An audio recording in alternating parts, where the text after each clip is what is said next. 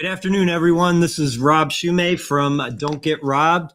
We have an excellent special guest today to provide us with some inside information on all things Michigan Wolverine sports. Aaron McMann from MLive. Welcome. Glad to have you, sir. It's good to be here. Hey, I've got to jump right into certainly probably the issue that's on most Wolverine fans. And that is what is going to happen with the NCAA. Yeah, your guess is as good as mine. NCAA tends to be tight-lipped with some of this investigative stuff. What we do know is that Michigan signed stealing case is set to go in front of the NCAA's Committee on Infractions this Friday. This is theoretically kind of the end point of all of this. This is an investigation that's going on now for a couple of years. The drama that engulfs Michigan back in 2023. So we should find out relatively shortly. Next couple of weeks would be my guess.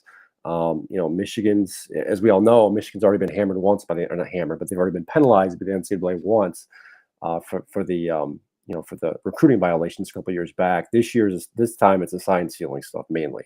Sherrone Moore could face potential penalties. Wouldn't shock me if Jim Harbaugh receives an additional show cause penalty when it comes to coaching in college football. And then you get some other characters involved too, like Connor Stallions, like some former Michigan staffers. Denard Robinson's up for a potential level 1 violation as well. So, there could be some additional penalties coming. Michigan's already on probation as a program. That could continue. There could be more restrictions placed on recruiting and everything else. So that's kind of what I'm expecting. Anything more would be a little surprising to me. But again, it's tough to tell with the NCAA, right? This could be a situation where, on the low end, the NCAA looks at Michigan and says, "Hey, you got us, right? You kind of caught a rule that we weren't really able to enforce. Congratulations. Here's a slap on the wrist, and we're going to move on." Whereas the other side of the penalty is, Michigan could be the guinea pig here, right? The institution that got caught doing something for the first time, they're going to make an example out of them. So it could really run the gamut here of penalties when it comes to NCAA. Have you seen the Connor Stallions piece? I have, yes, I did watch it. Do you think that could have any impact on the NCAA's decision here? Because he was on certain terms. I mean, they were ready to throw down with the NCAA. That's a good question, right? And it would depend on what he told the NCAA. Obviously, I wasn't privy to their interviews. They did try to talk to him. I believe he spoke to them to some degree. If anything, there's anything new in that documentary the NCAA didn't know, certainly. I don't think Dave Portnoy coming out and saying, "Yeah, Connor told me he was on the sidelines of the Michigan State Central Michigan game," probably doesn't help the situation, but that's kind of a separate deal in of itself. So I don't know. It's hard to say. If there's new info there that the NCAA didn't know, yes. If not, probably not, no. And possibly the likelihood that you mentioned Michigan's already on probation, but these events transpired before they went on probation, right? So it's not like they can tack it on and say, "Well, you violated the probation." Well, in theory, yes, but when there's multiple investigations like this, the NCAA kind of views an individual, or in this case, a program, as a quote unquote repeat violator, repeat offender. So they could use the previous investigation kind of against them, right? In a typical court of law, judges are supposed to do that. The individual cases are on their own merit. This is a different story. The NCAA isn't the court of law, and they kind of do what they want. And they've shown in the past that if a school has been penalized in the past, specifically, lately, they could tack on, even make it even worse. So I don't know. We'll see. Wouldn't shock me if they do. I guess we'll see once all the details come out what they decide to do. Yeah, and the Sherrone Moore, the case for Michigan's self-imposed 2-game suspension, I think is somewhat a little more clear cut, at least in my mind, because he actually allegedly, according to what we know, allegedly did delete the messages. And it's the old adage: the cover-up's often worse than the crime. That's exactly it. Because by everything I've heard that behind the scenes from folks in Michigan, even Sherrone kind of hinted at this last year before the season even get going. He didn't. There's nothing crazy in those text messages. There was no smoking gun that Sharon may have known or was helping. A lot of it was just mundane stuff, from what I understand. It was a happy birthday or something film related. Did you catch this on film? Stuff like that. And Sharon just kind of panicked, I think, when the whole thing came out and decided to delete them. And as you point out, it's exactly that. The cover up's bigger than the crime here, because I don't think the crime's anything major. And I think that's why Michigan's kind of gone out and offered a 2-game suspension, saying, "Hey, we realized he messed up. He shouldn't have done that. He apologized. We're going to give him a 2-game suspension and try and move on." So the one thing against Sharon is, we were talking about the repeat offender thing.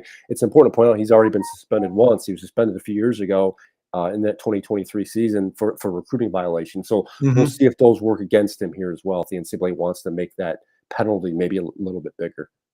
Yeah, and I still remember, and admittedly, I'm not. I thought Deion Sanders was a great player, and I neither like nor hate him, but he was one of the first coaches to immediately come out, and a lot of other coaches have since come out and said, "That's the big deal. They're not doing anything we don't do." And so how much of that is going to play on the NCAA's mind? Like, oh my gosh, if they did it, then other coaches have admitted to doing it. What do we do? That's just it, and I think that's been Michigan's argument now for the last couple of years. I mean, sign stealing has been around for so long in college football. I mean, years ago, before this Michigan case even came up, I mean, there were rumors during that run where Ohio State was beating Michigan year in and year out. There were scuttlebutt that Ohio State had Michigan signs, and that was one of the reasons why they were dominating. At the time, you didn't hear any crow about it publicly. Michigan didn't make a big deal about it because it was known. I mean, there have been stories written about it. It's part of the give and take of college football, right? It's like in baseball. If you can steal pitcher signs, great. I mean, more power to you. It's on the other team to fix that, or in that case, the pitcher. So, but the one thing that the NCAA is alleging here is that the Connor Stallions, went to extraordinary means to do so, right? Like, he sent staffers to opposing games, future opponents, and went above and beyond to do all this stuff. The problem is none of that stuff was really laid out in the rules, so there's kind of a gray area there, and that's where Connor Stallions was arguing. If you watch the documentary, he said, we just took advantage of the rules. We kind of found a loophole and took advantage. So we'll see where the NCAA falls here. Michigan feels like they did nothing wrong. They feel like everything was fair and square.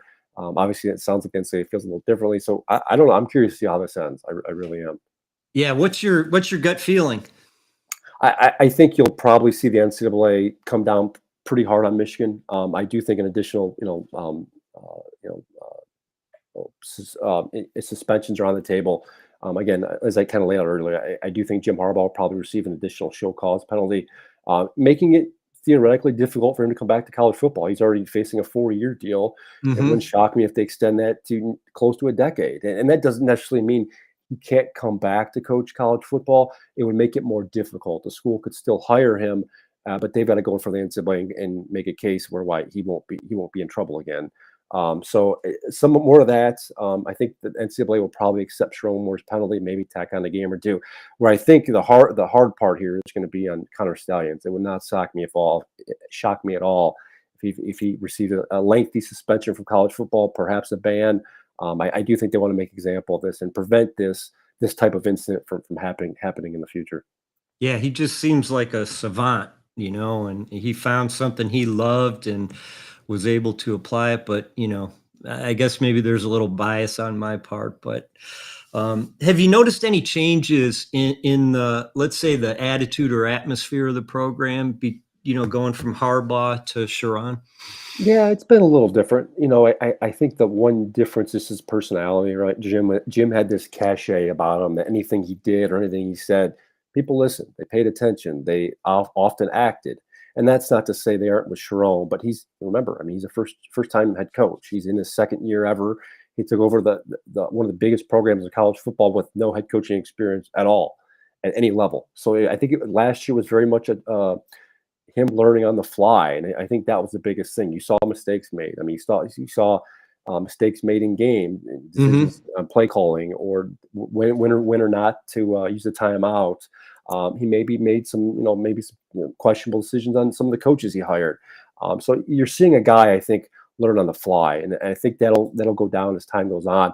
Fortunately for him, last year, they still had a lot of talent on that team that they were able to carry over from Jim Harbaugh's tenure. So it's not like everything was bare. I mean, it's not like the cupboard was bare here. I mean, he's the leader of a huge program with a huge recruiting budget and a name that it resonates nationally. So this would be an important year for him, and I think a lot of folks are curious to see what happens, what transpires this fall. And I've heard there's a little bit of a circle the wagons mentality going on. At the practice game, the spring game, former players used to they'd be able to attend practices and whatnot. And I understand that that's off the table now, where there's almost like an arm's length between the program and the former players. Have you heard anything like that? Yeah, you hear bits and pieces about that stuff, and you would hear negative stuff like that when Jim was the head coach. We'll see if it continues. Again, it could have been a situation where Sharon was in his first year and didn't know how things worked, worked to that capacity. So we'll see if that continues, and if that does, it'll certainly it'll become apparent here moving forward, right? Like some of the edge will get lost. You'll hear some murmurs, publicly from folks. You heard a little bit, but I wouldn't say it was any different from years past for me at least. Okay. You've covered Michigan for obviously a long time. And, one of the biggest changes in college football is the NIL. And, can you relate a little bit about what you've seen, how you've seen it change the program a little bit, maybe in the recruiting efforts, whatever it is you think it might have affected? Yeah, I mean, look, money is what motivates a lot of these kids now. It's what it comes down to. Instead of them asking about playing time early on, or how staff views him, his future and everything else. Oftentimes now the conversations switch to money pretty quickly, and that's something the coaches and the staff have to kind of combat or deal with. One of the, I think, positive things Sharon did last year was hired a general manager, someone who can kind of deal with the agents, deal with the NIL stuff, in addition to expanding the recruiting staff, something Jim Harbaugh didn't do a ton when he was at Michigan. So he quickly recognized, I think, what needed to be done, and he quickly realized what's coming in college football. So I think he adapted very well there. But no, I mean, look, a lot of, especially the high profile kids coming in, I mean, they want to know how much they're making. And what that all means. So, and the coaches really haven't shied away from that. It's something they've talked about at length with us. I know Wink Martindale, the defensive coordinator, came from the NFL. I think this is a new world for him. He obviously hadn't coached in college in a long time, but to come back and not only deal with college age kids, but then the demands from their agents and money and everything else, has certainly been a wake up call for him. I think it's been a wake up call for some of the coaches, but I think the guys that are, the younger guys that are kind of more hip to what's going on, they saw it coming. I mean, it's a reality situation. You can't change it. It's just how it is now. You got to adapt and make it, deal with it as well as you can. Well, if we segue from that NIL, because obviously Underwood was probably the biggest beneficiary in the history of Michigan as far as NIL goes, at least from before he even set foot on campus. Mm-hmm. Our quarterback play last year was I'll try to be polite about this, it was not good. Yeah. Where do you see him on the depth chart? What do you think is going to happen at quarterback? Yeah, he's 1A or 1B, and I said that going into spring, and I still stand by that. I do think, they brought in an experienced guy from the transfer portal, Mikey Keene from Fresno State. That was to obviously motivate him and help prepare him to eventually be the guy. The question just comes down to when is he going to be the guy? Is it week 1? Is it week 6? Is it his sophomore year? And I think it's going to be earlier than maybe, than I expected coming into the year. Keene wasn't available in the spring. He was injured. He's expected back this fall, but he didn't take any snaps. It was all Bryce Underwood and then the redshirt freshman Jaden Davis, who didn't play at all last year. So I think that experience in spring has kind of fast-tracked Bryce Underwood's development here. I think they're getting him ready to be the guy week 1. Now they're not going to hand it to him. Mikey Keene is expected to come back in fall and push for the job. But given everything that we've been told, everything we are hearing, everything I've seen just on film, I do think Bryce Underwood is a net positive at quarterback, no matter what. I mean, even if he does go through those freshman, issues, and isn't maybe the best, isn't that 5-star guy everyone's expecting. As you pointed out, quarterback play was not very good in that last year, and I think if they can even get marginal improvement there this year, that offense can be better, and I think Michigan as a whole can have a better season this fall. Yeah, it seemed like very rarely did we throw the ball 3 or 4, even 5 yards past the line of scrimmage last year. It was kind of like a throwback to the Siddell 3, at all, that group of quarterbacks. And what did you see Underwood's performance in the spring game? Did thumbs up, thumbs down, things you like, things you didn't like? Yeah, thumbs in the middle. You could tell he's got a strong arm, and I think Michigan's willing to air the ball out more with him. And they tried that in the spring game to varying success. But it shows there's a willingness to do it. Part of it last year was I don't think they necessarily had the talent receiver to be that deep threat team that I think everyone just wanted them to be. Part of it was, I think, inexperienced play caller Kirk Campbell, the offensive coordinator, who was fired in December and replaced by a more experienced guy, this year. So I think better quarterback play, more experienced play caller, older receivers. They brought in a transfer receiver, Donovan McCulley from Indiana, who I think they feel really good about, and I think could be a true number one this fall, and give Bryce Underwood that deep ball option on the outside, combined with the experience up front and the playmakers at running back. I do think this offense as a whole can be better, and I think Underwood is the key to this, right? Like, not only can he throw the football, but he does have legs and get outside the pocket. And he's tough to bring down. He's a big dude. He's not the shorter guys that you saw at Michigan last year. He's not, he can complete a 15 or 20-yard deep ball if he needs to. And that was Michigan's problem last year. They relied too much on the short and intermediate routes.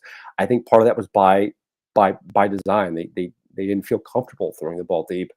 And with Underwood, you can. So I think by doing that and showing you can do that, it's going to open up some things offensively. And I think make Michigan a little bit more explosive and certainly better than what we saw last fall. Strongest position group in the room is on offense.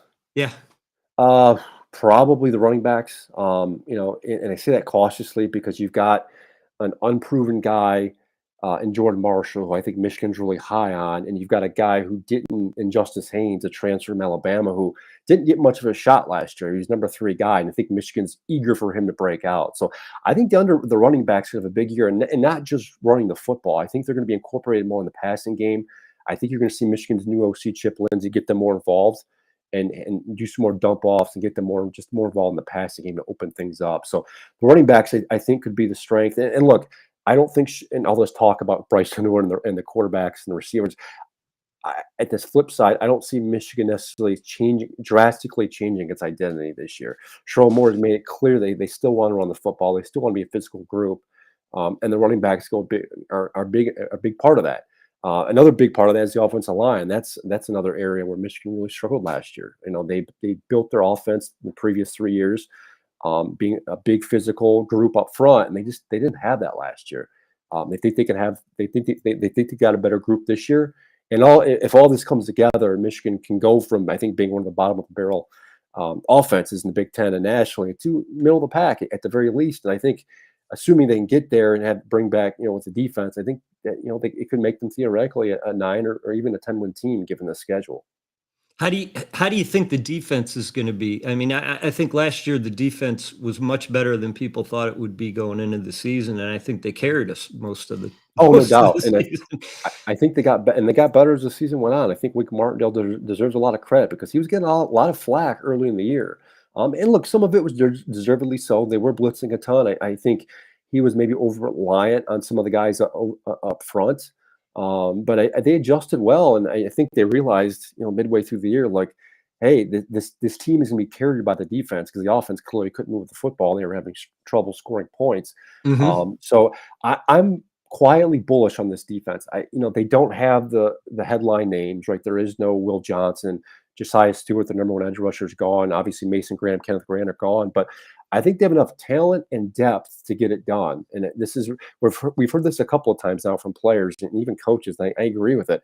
This defense is very much reminiscent, I think, of the 2023 team, where I think you're going to see the first wave of starters come in, and Michigan feels like it has enough depth where they can put in the backups to kind of split reps and be just as effective. And I think that's what made Michigan so good in 2023. Yes, they had J.J. McCarthy. Yes, they had Blake Corum. They had some playmakers offensively, but it was a defense that largely won them the national championship. And I think it's a defense, again, that can carry them. I really like TJ Guy on the edge. Rayshawn Benny is a very good defensive tackle. They brought in some transfers to kind of help fill the gaps up front. And no, I think this defense, again, could theoretically be a top 10 unit nationally. Who's going to be the leader on this defense, do you think, in your opinion? Yeah, a couple of guys I'll give you.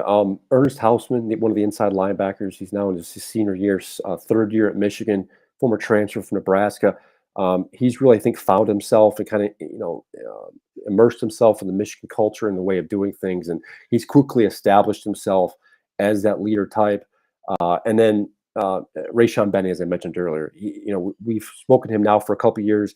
He was unsure last year whether he was going to go to the NFL or come back. He decided to come back, and we spoke to him in the spring, and he seemed like a different guy, just more mature. You could tell he recognized the situation at hand, and he's committed to bringing another title home in Michigan. So I think those are the two guys defensively that I think are going to be the guys. And then a name I have to mention that I'm curious to see if he plays or how much he plays this year. It's Rod Moore, the safety.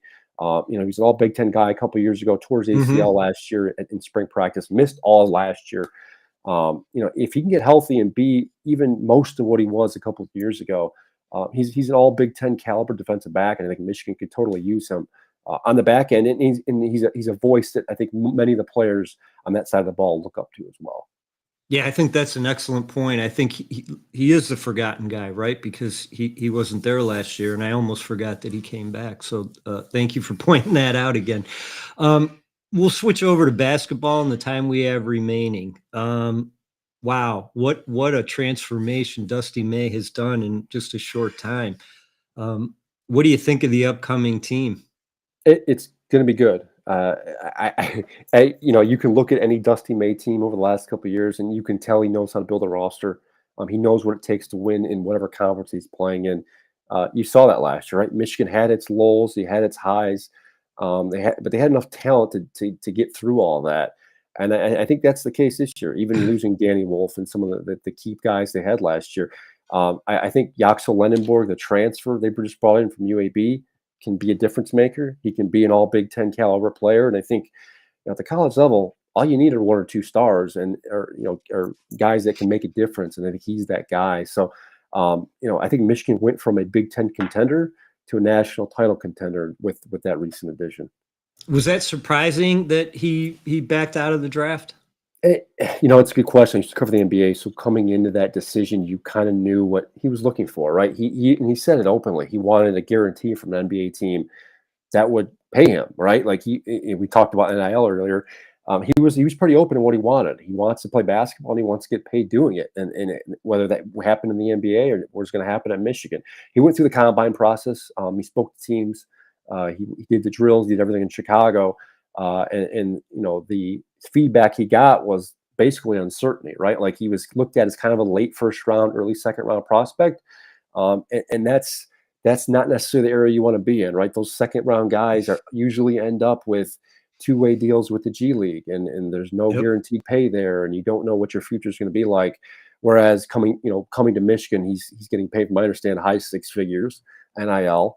He's gonna be a difference maker, and it's an opportunity to boost his NBA stock going into next year. So really, it's a win-win for both sides. But it came down to what the feedback was coming out of the NBA, and he didn't get that guarantee. He got some uncertainty, and then he made a decision. I'm going to Michigan. So all the negativity about college sports nowadays and NIL and transfer portal and everything else. I do think the NBA and college kind of changing that rule with the draft. Guys can enter, test the waters, and if they don't get enough feedback or they're not happy with where they're at, they can come back to college and continue. I think that's certainly been a net positive given all that going on.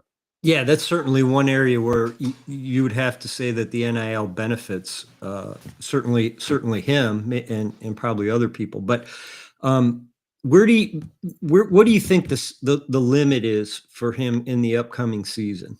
I mean, he was he was basically a double guy at UAB. He did everything. He can rebound, he can score, he can distribute, he can shoot relatively well. And Dusty wants guys that can obviously shoot from the perimeter. He's shown that he can do that, maybe in a short sample size.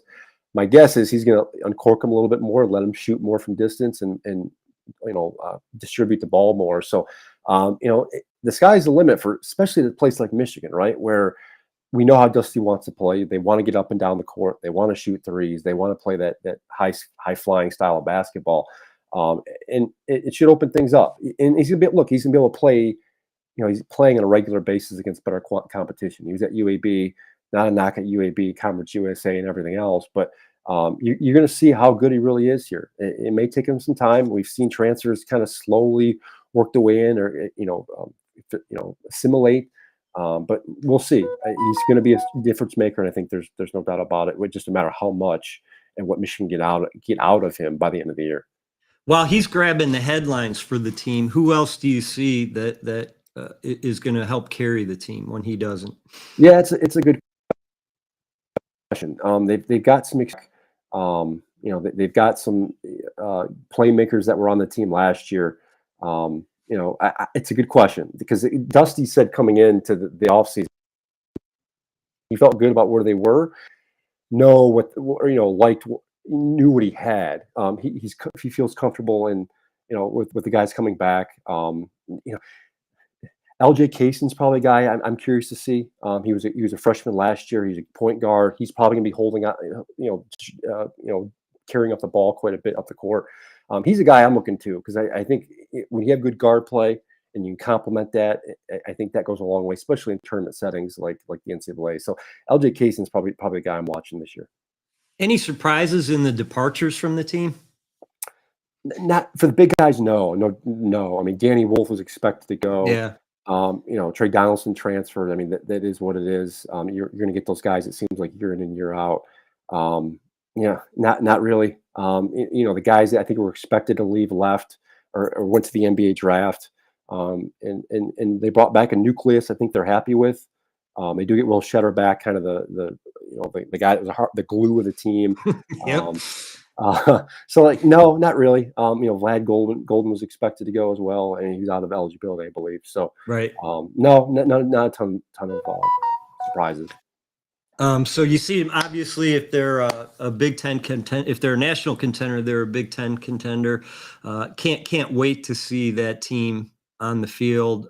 We are so fortunate to have Dusty May.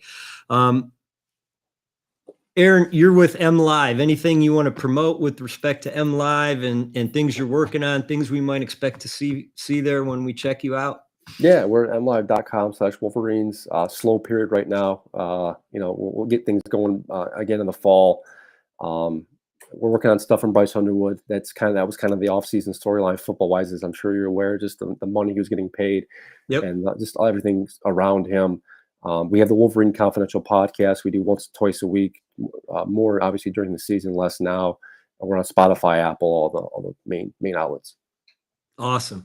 Well, I thank you for coming on, Aaron. I'd like to have you back as the season approaches so that we can kind of give our predictions on what we expect to happen when September. Well, I guess it's August this year, right? Yeah. So when that comes around, so we can see what the upcoming season is going to give us. Aaron, thank you so much and appreciate you for coming on. And again, have a great day. Yep. Thanks for having me. All right. We're going to take a break and we're going to introduce our next guest.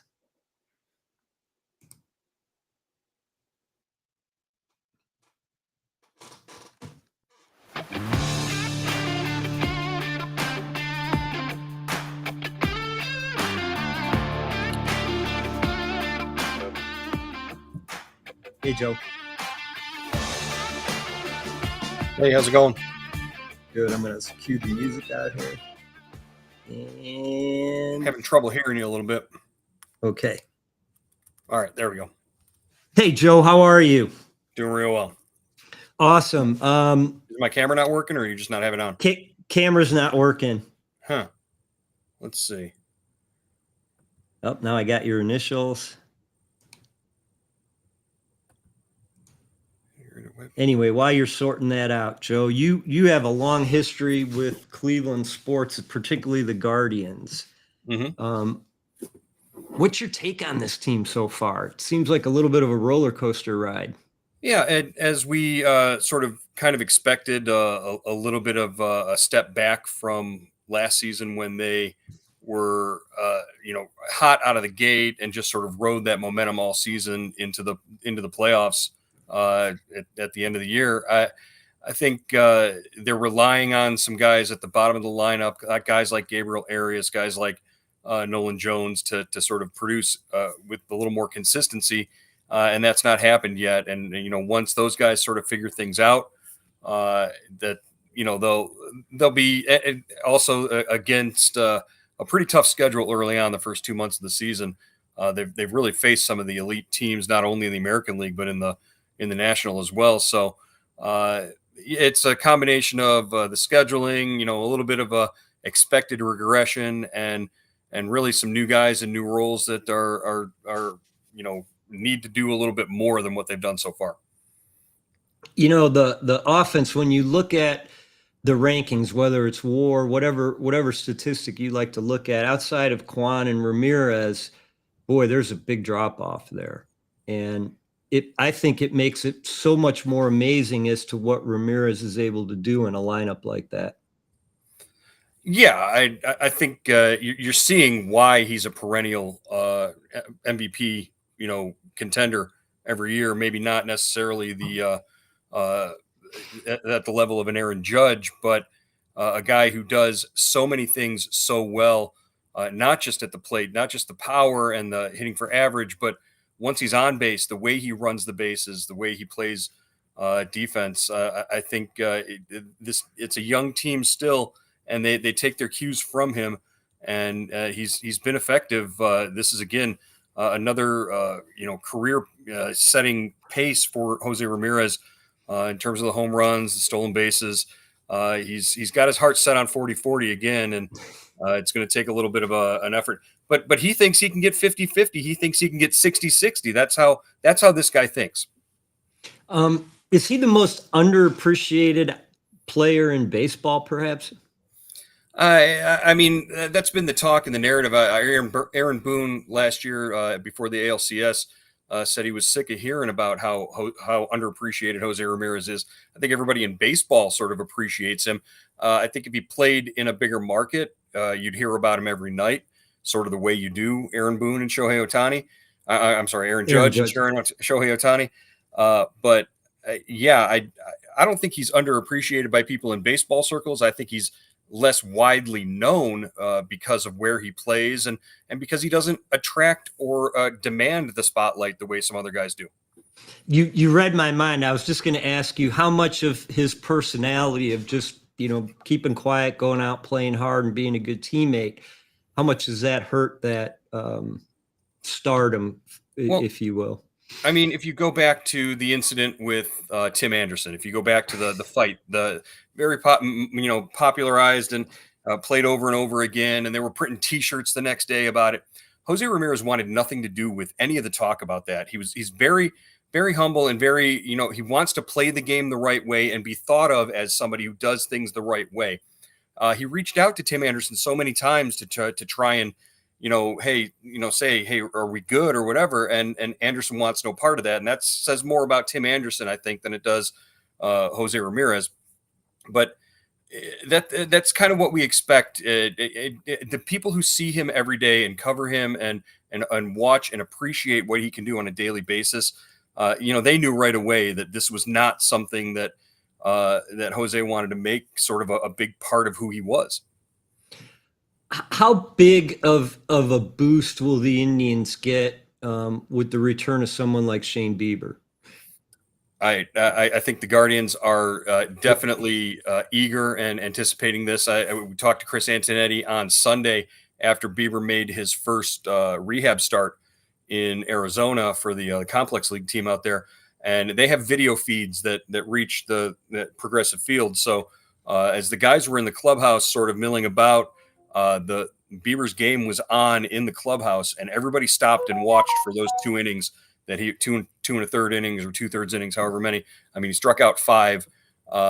They stopped and watched every pitch, and you could tell this team, they know they need him to be back to Shane Bieber of 2019. They're very supportive of everything that he's gone through and sacrificed to be back and sort of come back and want to be a part of this. I think last year's playoff run really sort of gave him a reason to want to come back and sign basically a 2-year agreement, a 1-year contract with a player option. He's very highly thought of, especially by the young pitchers, the Tanner Bibees, the Gavin Williams in that clubhouse. They do appreciate, what he can bring. It's almost like getting a player and another coach, right? For those young pitchers. Yeah, and in a lot of ways, they recently announced that Corey Kluber had joined the staff as a pitching consultant, sort of special assistant. And you go back to the 2017 season, spring training that year, and Corey Kluber's on the backfields in Arizona, pitching his. Not even going out to these weren't even Cactus League games. This was just like live batting practice. And there's a famous photo of the backstop there, and there was a bunch of draft prospects. Aaron Savali was in that photo. Shane Bieber was hanging on the fence, watching every move Corey Kluber made. Well, fast forward, 7-8 years, and now Shane Bieber is the guy that those guys hang on the fence to sort of watch and learn, and they want to pick his brain for his routines. And it just helps that Corey Kluber's back in the organization now. Now they've got extra guys to sort of bounce their ideas off of. You started reporting in the mid '90s, correct? Yeah, the late '90s. I joined Cleveland.com, and I went to a couple of spring trainings when they were still down in Winter Haven. So I still interacted with guys like Kenny Lofton and Charlie Manuel was the manager back then. It was fun to watch him, driving around the complex on his golf cart. So I've been connected to the team in some capacity for a better part of 25 years. Well, I'm going to ask you a difficult question, and it's one that bothers me quite a bit. When I lived in Cleveland, I was a season ticket holder, attended countless games. And, now that I'm living outside of Cleveland and I watch the games, I look at the attendance. Did the success of those 90s and early 2000 teams, is that affecting the lack of buy-in by fans of the Indians or the Guardians currently? Well, I mean, you've seen the last 2 playoff runs in 2022 and in 2024. The seats have been filled. It's a different vibe in that ballpark, and obviously from those late 90s teams, the ballpark has changed quite a bit as well. We've seen it undergo transformations where they've reduced the seats. I think it's right now, if you don't count the minor league parks that they're playing in, it's the smallest capacity seating wise in Major League Baseball. They're never going to be the team. At least this version of them isn't going to be the team that has 81 sellouts in a season. That's just not going to happen. But they do a really good job of knowing where their sweet spots are and the marketing and the bobblehead giveaways and the jersey nights and all that. They know when their nights are to have big crowds, and they sort of play to that. The fans, I think they're really tired of the narrative of we've got a cheap owner and things like that. I think that's been played out over the years, and they're a few years away from possibly the David Blitzer group coming in and infusing maybe some sort of cash and some sort of capital into that. Things might be different in a few years, but under the Dolan's ownership, they've been able to be competitive and win more than they've lost. And you can't argue with that. They're, as far as compared to the other professional sports teams in town, they're the most consistent and the best run. And, I don't know what formula or what system they've created for pitching and developing pitching and fixing pitchers who have had issues elsewhere, but they and the Rays have to be at the top of the list there.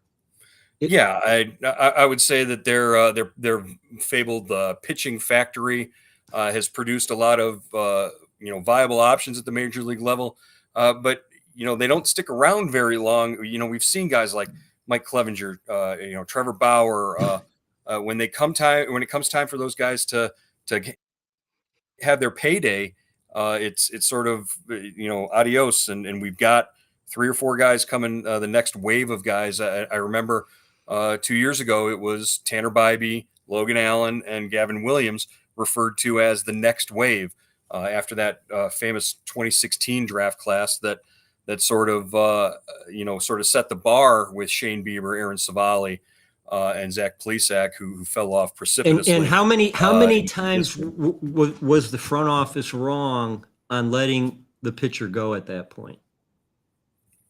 I mean, not a lot. The Bauers, not very many at all. I think the only one you can really point to is Bauer, but he sort of forced his way out of town more than anything else, with his attitude and off the field. Yeah, I hope fans can understand to switch that narrative and appreciate what they have, because it truly is remarkable, the consistency they've had. But going back in time, you've had the pleasure of interacting with a lot of great people in the Guardians organization. Who are some of the people that stand out for you?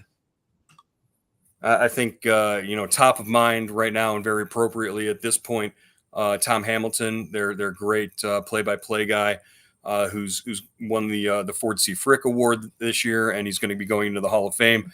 I'll actually be in Cooperstown for his speech and his ceremony in late July, so really looking forward to that. Tom is just an amazing guy. You walk away from a conversation with Tom Hamilton, or any interaction, just passing him in the hallway, on the road, in a ballpark, in a press box, and he's always got a happy demeanor, and he's very positive, and just remembers like the small details. The other day, my anniversary, we were in Washington, and he gets on the air and mentions, after a 30-second conversation with me, remembers every detail about my wife and says happy anniversary. It just makes you feel, he makes you feel like out of a ballpark full of 40,000 people, you're the most important, and that's really tremendous. I'm very impressed with every interaction with Chris Antonetti, just a guy who's very sharp, and never shows you all of his cards, but you can tell he's always sort of 3 steps ahead of everybody, thinking. I remember when we went to the Little League World Series game, they played the Angels in 2021, and Antonetti stood up there and studied all the kids who were going down the hill on the cardboard boxes, because everybody was doing it, and it's kind of a once in a lifetime opportunity to do something like that. And he sort of made notes mentally, which ones were more effective, and copied their styles. And then when it was time for him to go down, he had the perfect glide to the base of the hill. Of course, I tried to do it and I fell flat on my face and got a big rug burn on my forehead. And it was the video is out there. I don't want anybody to see it, but it was, you could tell Antonetti was pretty good. And then just one other guy I have to mention, Bart Swain, who's been there for years, and he's the baseball information guy, sort of head of baseball information ops.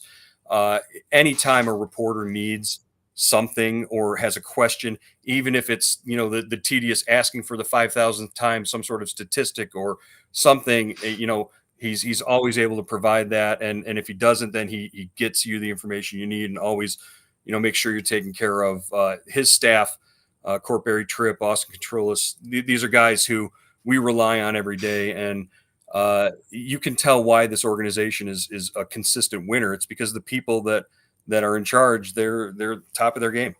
Other than Progressive Field, what stadiums or parks do you personally like, and why? I really like Target Field in Minnesota. The trip is always a lot of fun. The games are always one-run competitive games. The folks in the press box are always really great to work with. The setup there is really nice, and their press dining, top 3 in the league easily. It's always, I'm going to judge a lot of these ballparks based on the meals that I get there, and Target Field always in the top 3.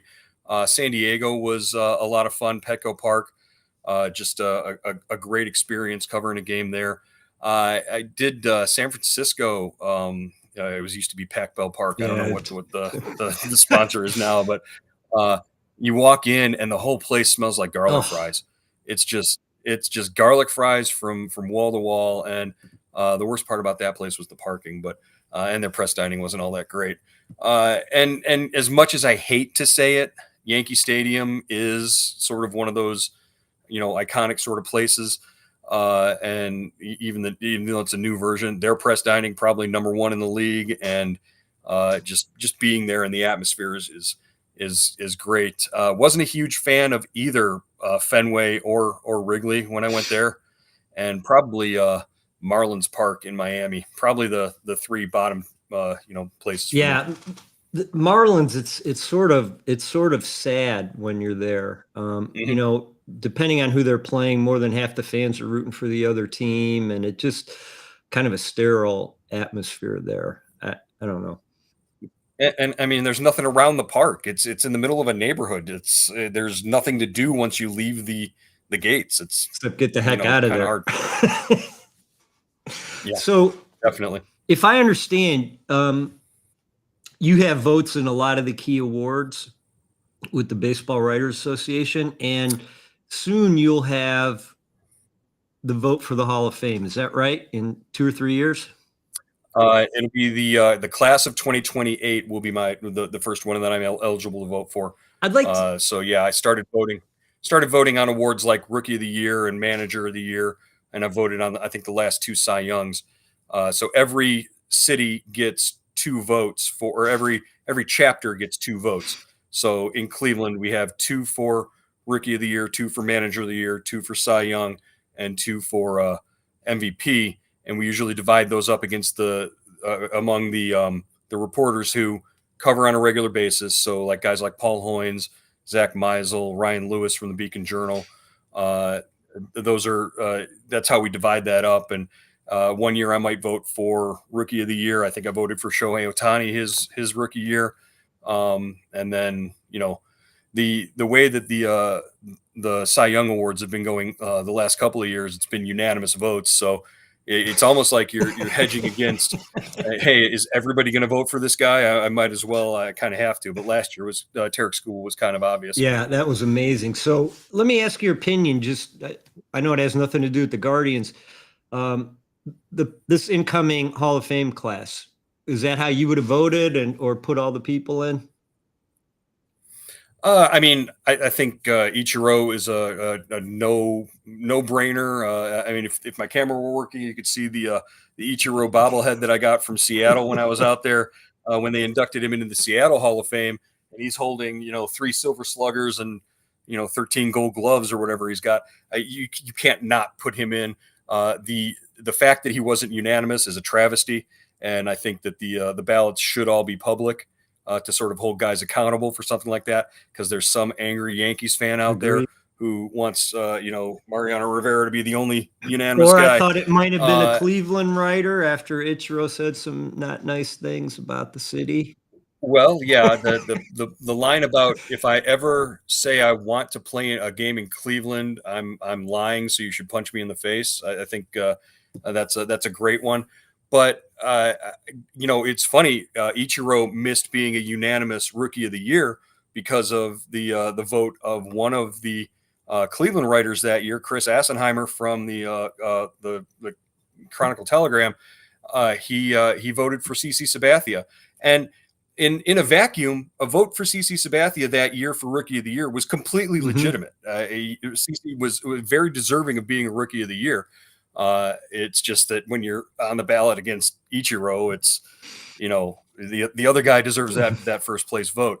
I think it's appropriate that Sabathia is going in, and he might not be a first ballot guy in a lot of people's minds, but if you've been around him as much as I have in covering different things, when he comes back to Cleveland and tells you how this place is home to him because he grew up here. He's going in as a Yankee, but he grew up in Cleveland because they took him when he was 17 and they taught him how to be a pitcher. Carl Willis picked him up from the airport in North Carolina. And from then on, it was like, okay, here's how we're going to, throw your breaking ball. Here's how we're going to throw your changeup.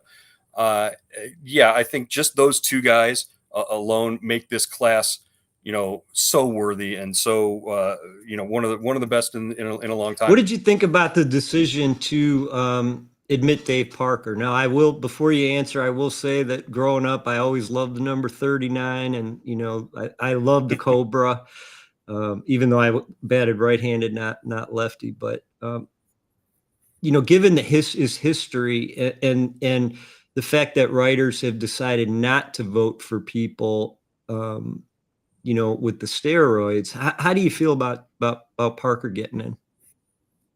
Dave Parker was just a little bit before my time in terms of when he was Right. dominating the way that he did. However, I made my first trip to PNC Park. Ironically enough, it's only 2 hours away. My first trip to see a couple of games out there when the Guardians played Paul Skeen's bobblehead day. That was a great day. But just to see the reverence with which he's treated in Pittsburgh and it just sort of held up to this esteem.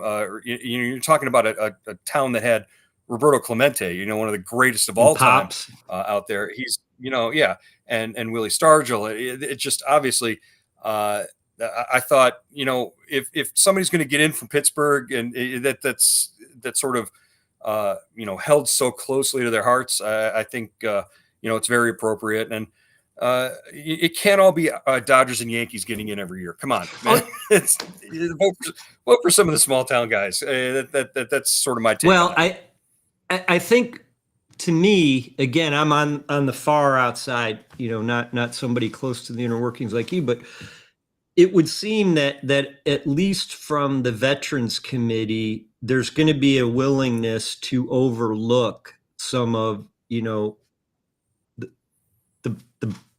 the bad spots of some of these players, right? Because Parker was intimately involved with some pretty horrific details in those cocaine trials. And so if that could be overcome and excused, the McGuires, the Palmeiros, the Bonds, Clemens, I'd say their future looks pretty bright for getting in.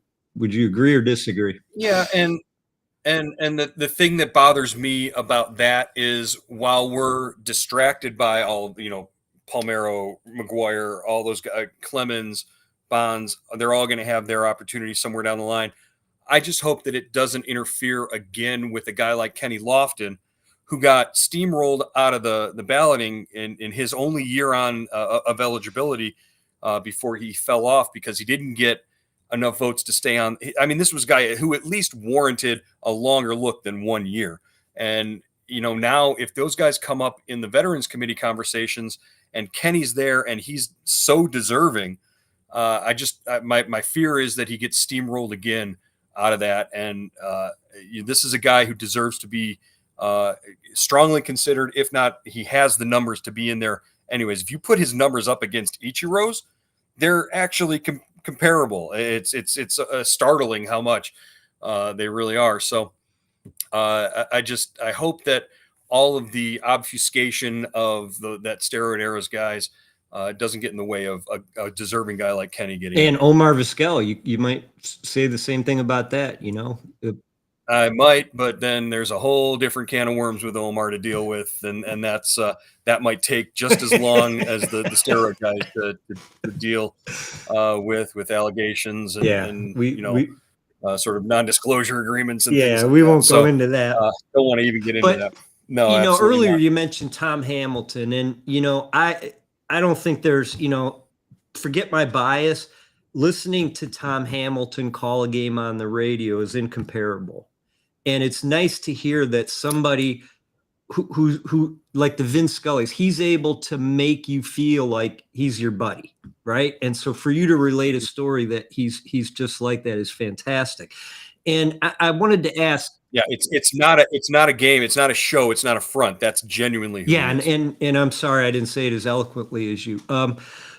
Terry Francona seems outwardly, to a fan far away, to be the same kind of guy. How was Terry while he was there? You had to kind of get the cadence to seeing him on a daily basis because I would describe him as mercurial, as the sort of, if you catch him on a good day, you feel like you're his buddy and you're chatting things up. And there were times when he would turn the camera off. On his Sunday mornings before early games, we'd get done asking him questions, and then he'd sit there and he'd go, "Okay, turn that thing off." And then you'd really get to hear stories, and you get to hear the stuff that you can't print, and that would make you just fall out of your chair laughing. And he had so many stories just from when he was playing, from when he was managing in Boston, just talking about elite players and what they were like behind the scenes, and a guy like Manny Ramirez, who we all sort of knew from our experiences in Cleveland, but then he saw a whole nother level of Manny Ramirez winning championships in Boston. There was just so much good material. You could write 10 books just on the 11 seasons that he managed in Cleveland. And then there were days where if you didn't know your stuff, if you were a young reporter who didn't, do a little research before you asked a question and maybe stammered or stuttered through a question, as I was guilty of doing a couple of times early on before I learned any better, he'd jump on you and he'd make you feel like you were the biggest dunce in the room. And he earned that right to do that because he's a veteran. He was a guy who, had been through everything as a manager and as a player, and you just sort of respected that. And a great run covering him and just being around him. But he's Cincinnati's. The Cincinnati reporters get to deal with him now. So he's coming back here to Cleveland next week. So Monday, Tuesday, and Wednesday we'll get to see him. It should be awesome. I'm going to ask you an obvious question. At least I assume I know the answer. Since you've been covering the Guardians, the lowest of the low point was. Oh, geez, that 2023 season around the trade deadline when they were in Houston, and then all of a sudden they started trading parts left and right. There were, I think, Aaron Savali went to Milwaukee, maybe, or wherever they traded Savali. They traded Josh Bell to the Marlins, and they had to bring in Antonetti, and Chernoff had to fly into Houston to basically put down an uprising in the clubhouse that year. And Tito, you could tell he was on edge because they got no hit by Framber Valdez in that series. And at the end of the game, they had a chance and they didn't pinch hit. And one of my colleagues asked a question about maybe pinch hitting in a situation there, and Tito went nuclear on him. So that's probably a low point. And if I go back to even the 2019 season when he had his medical issues and he had to miss a large portion of the season that year. Again, we've been through a pandemic. We've been through all sorts of stuff with this team, but when the team's not winning and they need a sort of a jump start in that situation, those were probably the moments that stood out the most. And the most positive, best moment you've had since you've been covering the Guardians would be?